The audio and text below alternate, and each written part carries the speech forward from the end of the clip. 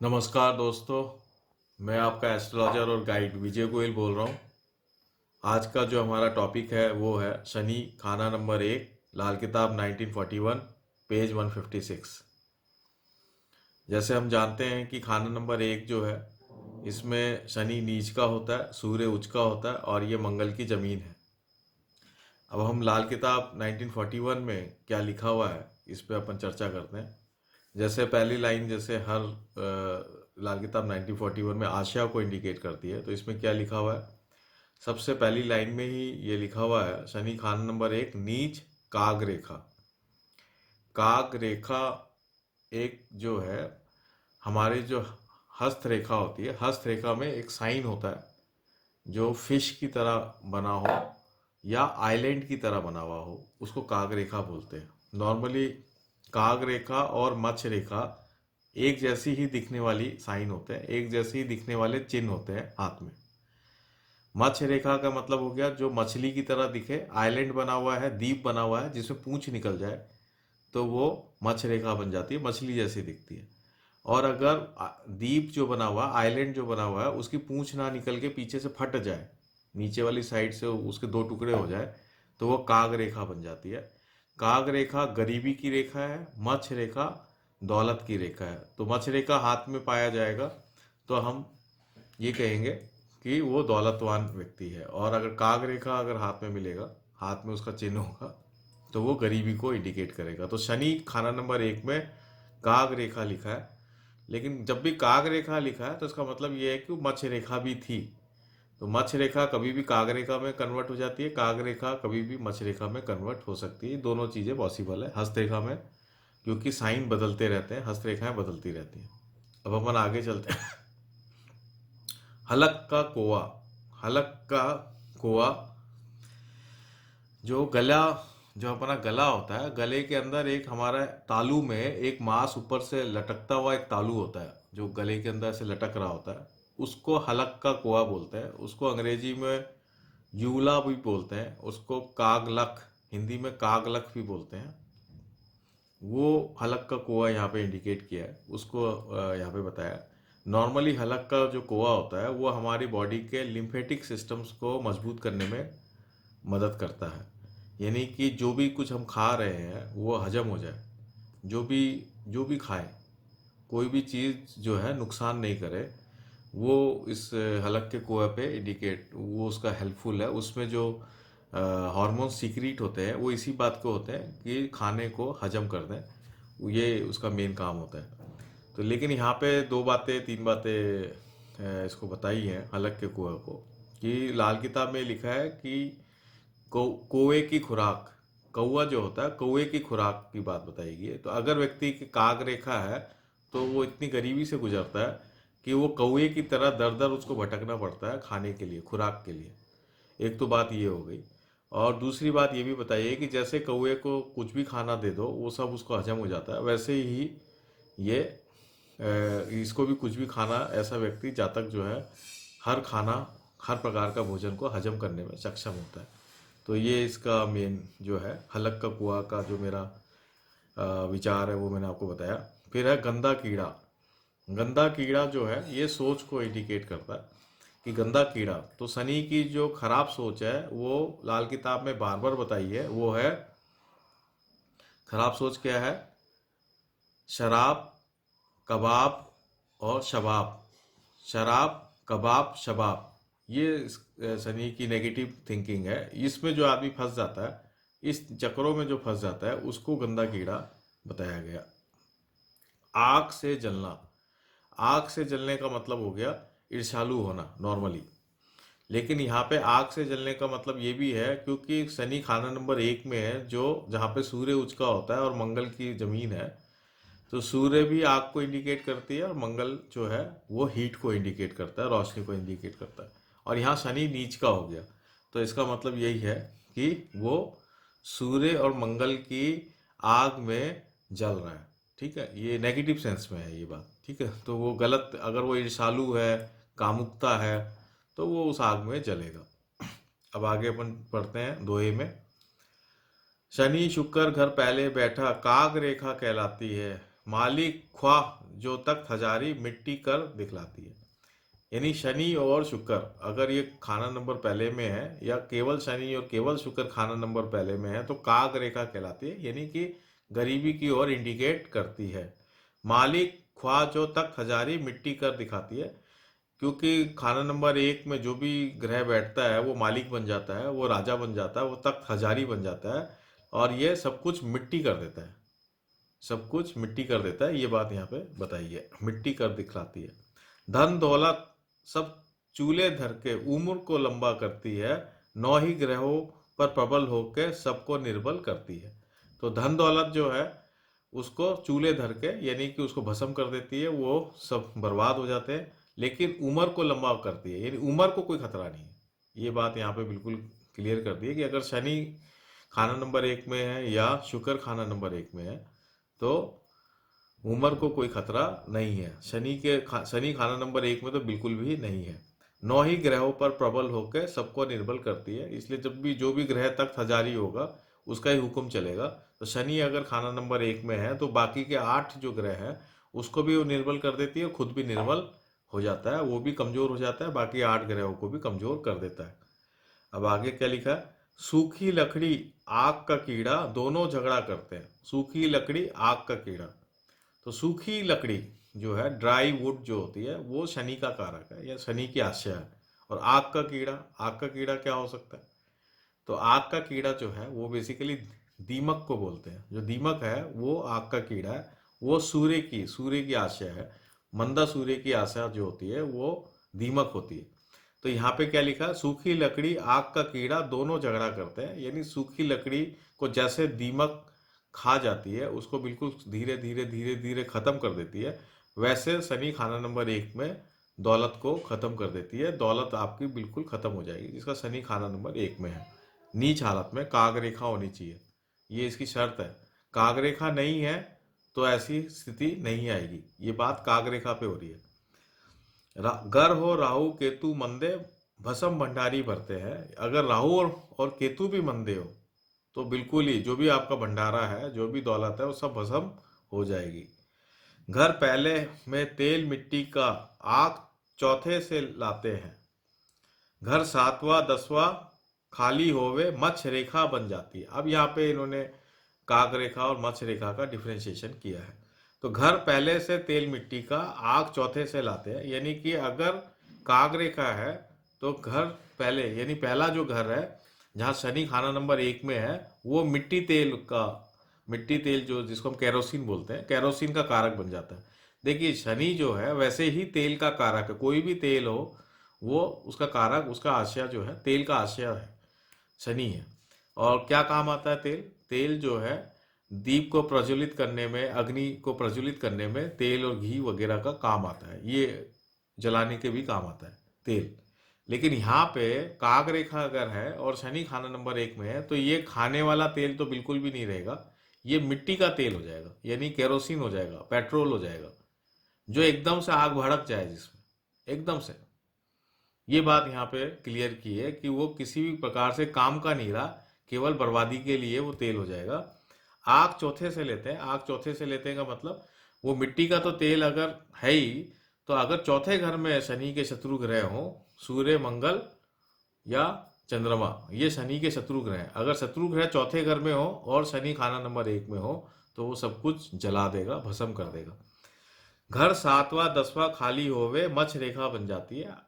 अगर सातवां और दसवां खाली है और चौथे घर में भी कोई शत्रु ग्रह शनि के नहीं है, और या सातवें और दसवें में शनि के मित्र ग्रह हैं। शनि के मित्र ग्रह कौन से हैं? बुध है, राहु है, केतु है, शुक्र है, ये शनि के मित्र ग्रह हैं। तो अगर ये मित्र ग्रह सातवें दसवें में हो या सातवां दसवां चौथा खाली हो, तो फिर ये मत्स्य रेखा बन जाती है। ये देख लीजिए यहाँ पे बहुत इंपॉर्टेंट कंडीशन दी है। फिर वो काग रेखा नहीं रहती है, फिर मत्स्य रेखा हो जाएगी। हाथ में आप देख पाएंगे कि उस पर मत्स्य रेखा बन चुकी है। तो मत्स्य रेखा बनने पे ऐसा व्यक्ति दौलतमान हो जाएगा, पैसे वाला हो जाएगा, ये बात इसमें बताई है। वरना वही चूल्हे पड़ी लक्ष्मी भट्टी में भगवान, यानी कि चूल्हे पड़ी लक्ष्मी भट्टी में भगवान, यानी कि अगर ऐसी कंडीशन फुलफिल नहीं होती है और अगर काग रेखा ही रह जाती है तो ऐसा व्यक्ति के पास लक्ष्मी की बहुत कमी होगी। और भट्टी में भगवान ऐसा व्यक्ति नास्तिक भी होगा, ये ध्यान रखिए। नास्तिक भी होगा, आस्तिक नहीं होगा वो। भट्टी में भगवान का मतलब यही है कि काग रेखा हो शनि खाना नंबर 1 के कारण, तो फिर ऐसा व्यक्ति नास्तिक भी होगा और लक्ष्मी भी उसके पास नहीं होगी, धन दौलत की भी कमी होगी। अब जो है हम आगे जो लाइनों में लिखा है उसको अपन पढ़ते हैं। तो जो आगे लाइनों में क्या लिखा हुआ है, कामयाब डॉक्टर होगा समान शनिचर में, यानी कि खाना नंबर 1 का शनि जो है आदमी को डॉक्टर बनाता है, कामयाब डॉक्टर भी बनाता है, ये बात इसमें लिखी है। बावजह गरीबी सब काम अधूरा, तो बेकार में गरीबी होगी, कोई कारण नहीं होगा, इसी कारण से सारे काम अधूरे रह जाएंगे उसके। तालीम जो खासकर अधूरी होगी, तो तालीम भी अधूरी रहने का बहुत चांस है। ये जब होगा जब बुध खराब हो, तो अगर बुध अच्छा होगा तो आदमी अच्छा डॉक्टर बन ही जाएगा ना, और अगर बुध खराब है तो डॉक्टर नहीं बनेगा, तालीम उसकी अधूरी रह जाएगी। काग रेखा के असर में बदनियती, झूठ, फर्जी, बेबुनियाद ख्यालात, बाई से मौत होगी होंगे। तो काग रेखा की यहाँ पे डिस्क्रिप्शन दिया है कि उसके क्या क्या क्या उसका रिजल्ट होता है। तो ऐसा व्यक्ति झूठ बोलने वाला होता है, बदनियति होती है। बदनियति सबसे खराब चीज है काग रेखा की, कि बदनियति होगी, झूठ बोलेगा, फर्जी और बेबुनियाद बातें करेगा, काल्पनिक बातें करेगा, फर्जी डॉक्यूमेंट बनाएगा, इस तरह की चीजें उसके जीवन में होगी, बाई से मौत होगी। तो उसको हर जगह कहीं ना, उसके परिवार में या सब जगह कहीं ना कहीं मौतें होती रहेंगी इसी कारण से। मत्स्य रेखा व काग रेखा दोनों इकट्ठी ही होगी, ये बात यहाँ पे फिर बता दी गई है कि जहाँ पे काग रेखा है वहीं मत्स्य रेखा बन सकती है, और जहाँ पे मत्स्य रेखा है वहीं काग रेखा हो सकती है। यानी कि मत्स्य रेखा और काग रेखा आपस में बदलती रहती है, कभी वो मत्स्य रेखा बन जाती है, कभी काग रेखा बन जाती है। ये आप जो आदमी पाल्मिस्ट्री प्रैक्टिस करते हैं वो इस बात को नोट कर सकते हैं, देख सकते हैं। शनिचर की मियाद 36 साल उम्र तक सब कुछ उड़ता जावे और हर काम में रूह स्याही हो, यानी 36 साल की उम्र तक जो है उसका कोई भी काम नहीं बनेगा, और जो भी काम करेगा वो बिल्कुल काला हो जाएगा। रूह स्याही, रूह स्याही का मतलब हो गया बिल्कुल काला हो जाना, यानी ब्लैकआउट हो जाना, खत्म हो जाना। जिस्म पर ज्यादा बाल हो तो तंग हाल होगा, ज्यादा बाल अगर जिस्म पे है, बाल जो है शनि के कारक है, जिस्म में ज्यादा बाल होना भी तंग हाल होगा, यानी कि पावर्टी में होगा, गरीबी में होगा। बुध की मत्स्य रेखा के वक्त बुध नंबर 7 बहन की जगह बच्चा बदलते जावे। तो इसमें एक अच्छी बात ये बताइए कि बुध अगर खाना नंबर 7 में होगा, शनि खाना नंबर 1, बुध खाना नंबर 7, तो मत्स्य रेखा बन जाएगी। और इसकी एक निशानी ये भी बताई है कि उसके घर में नर औलाद ज़्यादा होंगी। अगर काग रेखा होगी तो बहन, बुआ, बेटियां ज़्यादा होंगी, और अगर मत्स्य रेखा होगी तो पुत्र वगैरह ज्यादा होंगे, ये बात, नर नर बच्चे ज्यादा होंगे, ये बात बताइए, और पैसे वाला भी होगा। शनिचर दूसरे किसी ग्रह के साथ हो तो शनिचर से मुराद उसका बाप होगी, मगर बृहस्पति या सूरज के साथ शनिचर की मुराद उसका बाप ना होगी। तो यहाँ पे एक बात और बताइए कि अगर शनिचर के साथ कोई भी ग्रह अगर है, कोई भी ग्रह साथ में है, तो शनिचर उसका बाप होगा। यानी कि ये इस तरह की बात हो गई कि जैसे शनि के साथ शुक्र के साथ शनि है, तो यहाँ पे जो है शुक्र जो है बहू है, तो शनि जो है, शुक्र वाइफ है, तो शनि जो है ससुर है। इस तरीके से यहाँ पे इंडिकेट किया है कुछ रिलेशंस को। और दूसरी बात क्या लिखी है, मगर बृहस्पति या सूरज के साथ शनिचर से मुराद उसका बाप ना होगी। तो उसका बाप ना होगी का मतलब, अगर शनि सूर्य के साथ है या शनि बृहस्पति के साथ है, तो बृहस्पति जो है लाल किताब में पिता का कारक माना गया है, और यहाँ पे सूरज और शनि होने से सूरज का बेटा शनि है। तो जब भी शनि और सूर्य एक साथ होंगे तो सूरज यहाँ पे पिता कहलाएगा और शनि खुद बेटा कहलाएगा। और अगर शनि और बृहस्पति एक साथ होंगे तो यहाँ शनि जो है बेटा कहलाएगा और बृहस्पति जो है वो दादा कहलाएगा। ये बात इसमें इंडिकेट की है। ये किस तरीके से आशय बदल जाती है वो बात यहाँ पे बताई गई है। हर एक ग्रह, हर एक मंदा ग्रह उस तेवे में ही होगा जिसके खानदान में पहले उम्दा ग्रह का पूरा सबूत हो चुका हो, जिससे वो बुरा ग्रह बर्बाद कर सके। काग रेखा वहीं होगी जहां मत्स्य रेखा हो चुकी हो, अच्छे ग्रहों की ये शर्त नहीं। अब यहाँ पे एक बात ये बताइए कि शनि खाना नंबर 1 में होने से काग रेखा वहीं होगी जहाँ मत्स्य रेखा होगी, यानी कि उस घर में पहले से दौलत होगी, वो दौलतवान परिवार में पैदा होगा। या जो भी ग्रह उसमें उम्दा है, यानी जो भी ग्रह बहुत मजबूत है, यानी वो रिलेशन वाले बहुत पैसे वाले होंगे। और शनि का यहाँ होने से वो धीरे धीरे उनको बर्बाद कर देगा या उनके पैसों को भस्म कर देगा, भस्म भंडारी जो लिखा हुआ है ना, वो हो जाएगा। तो इस तरह से धीरे धीरे गरीबी आ जाएगी। काग रेखा का मतलब ये है। तो ये जो चीज इसमें लिखी है वो 36 साल से पहले का असर लिखा है। 36 साल से पहले काग रेखा, 36 साल के बाद मत्स्य रेखा। एक तो ये मोटी मोटी बात लिखी है। और इसमें बहुत सारी कंडीशंस हैं, एक कंडीशंस नहीं है, बहुत सारी कंडीशंस हैं जो 1952 में हम देखेंगे। इसकी एक दो रेमेडी मैं आपको बता देता हूँ जो 1952 में ही लिखी हुई है। एक रेमेडी जो बहुत इंपॉर्टेंट रेमेडी है, अगर सेहत अगर खराब हो रही हो तो चंद्रमा का उपाय, क्योंकि चंद्रमा उम्र को बढ़ा देता है यहाँ पे, तो पहले ही शर्त है कि उम्र को कोई खतरा नहीं है, लेकिन फिर भी अगर उम्र को खतरा आ रहा है या सेहत खराब हो रही है तो बड़ के पेड़ में मीठा दूध डालें। दूध में मीठा डाल के बड़ के पेड़ में डेली चढ़ाएं और उसका तिलक करें। ये एक तो पहला उपाय इसमें बताया गया। एक उपाय है, अगर कैरियर में बहुत ज़्यादा प्रॉब्लम्स आ रही है तो सूरमा, जो आंखों में सूरमा डालते हैं, काला सूरमा आता है, वो सूरमा की डली ले और उस डली को घास वाली जो जमीन है, 7th हाउस जो है वो हरी घास की जमीन होती है, 7वां घर जो है, तो उसमें दबाएं। ये जो है ये कैरियर के लिए बड़ा अच्छा उपाय है। एक उपाय और है, अ, एक उपाय और है जो अभी मेरे दिमाग में आ नहीं रहा है। और हाँ, सूरज की पालना। सूरज की पालना जो मैंने इसमें आपको बताया है, यहाँ पे जो सूखी लकड़ी और आग का कीड़ा दोनों झगड़ा करते हैं, इसको दूर करने के लिए इसका जो उपाय है वो है सूरज की पालना। यानी लाल मुंह के बंदरों को जो है सेवा करते रहें, उनको हमेशा चना खिलाएं, काले चने दें। काले चने शनि का कारक है, तो उनको काले चने दें, गुड़ खिलाएं, रोटी दें, कुछ भी दें, ताकि आपका दौलत के लिए भी ये बहुत अच्छा उपाय है। तो ये 3 उपाय जो है, ये तीनों उपाय 1952 में है, इसमें तो है नहीं।